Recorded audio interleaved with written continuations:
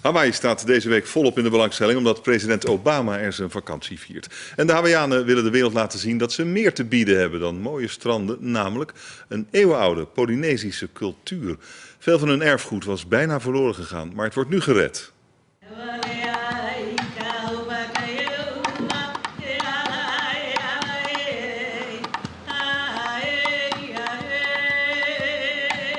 De hula werd decennia lang beschouwd als een erotische dans, maar de gezangen en gebaren vertellen de verhalen van een eeuwenoud volk.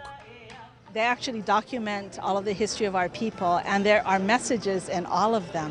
En toch staan deze serieuze dansers op te treden in winkelcentra voor toeristen. Dat is dan wat er over is van je cultuur.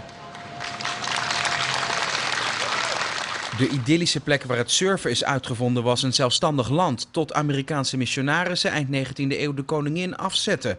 90% van de bevolking sterft aan ziektes die de blanken meenemen.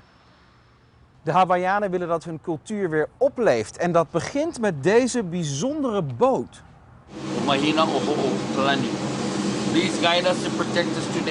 Tientallen vrijwilligers werken aan de reconstructie van schepen waarmee de eerste mensen op Hawaii aankwamen. 20 meter lange, uitgeholde boomstammen. 1, 2, 3. De touwen worden strak aangespannen, want spijkers gebruiken ze niet. Die hadden de oude Polynesiërs ook niet. Het roer is af en volgend jaar maakt de Hokulea een reis om de wereld zonder kompas.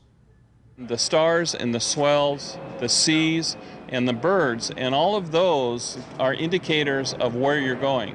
No compass.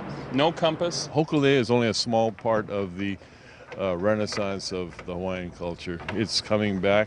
De boot in ere hersteld en de taal ook. Aloha mai kākou, huina luna nui kia. Deze verslaggeefster van het lokale nieuws vertelt dat het decennia lang verboden was om Hawaiiaans te spreken. Gevolg, nog maar een paar procent van de mensen kent zijn taal. In order for a culture to live, you need to have the language. And what we're doing now, I think, is the new way to get our language across. Een trots volk heeft zijn stem hervonden. Rick Mout aan RTL Nieuws, Honolulu.